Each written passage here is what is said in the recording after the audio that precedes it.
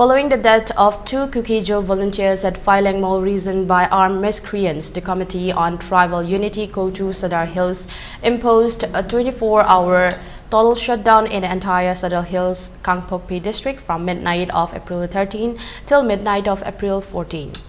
The committee, while condemning the alleged attack at Phailang Mall region this morning by suspected armed miscreants, in which two Kuki-Jo volunteers lost their lives, Kotu also condemned the shooting of a laborer belonging to the Kuki-Jo community at Kuki-Jo-dominated Gamgifai on April 12.